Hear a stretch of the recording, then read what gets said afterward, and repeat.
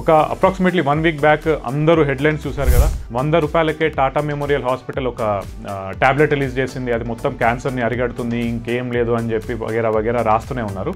అప్పటికి నాకు మెసేజ్ చేసిన చాలామందికి చెప్పాను, ఇది ఫ్యాక్ట్ కాదండి.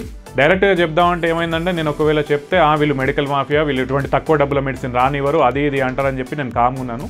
ఈ మధ్యలోనే మళ్ళీ యాట్రిక్ వాళ్ళు అంటే టాటా వాళ్ళే ఒక స్టేట్మెంట్ రిలీజ్ చేశారు. ఆ స్టేట్మెంట్ మీకు స్క్రీన్ ముందు పెడుతున్నాను, అక్కడ ఏముందనేది చదివి వినిపిస్తున్నాను. ఆ తర్వాత అది నిజమో అబద్ధమో అనేది మీరే చూసుకోండి. వాళ్ళు ఏం రాశారంటే, రెస్వెట్రాల్ కాపర్ కాంబినేషన్ ఏదైతే ఉందో అది టాబ్లెట్ ఫార్మేషన్లో ఉంటుంది, but it's not a substitute for cancer treatments like surgery, radiotherapy, chemotherapy, hormonal therapy are targeted therapy. అంటే ఇది దేని కూడా రిప్లేస్మెంట్ కాదు, ఇప్పుడున్న వరకు అయితే ఎటువంటి ఎవిడెన్స్ లేదు.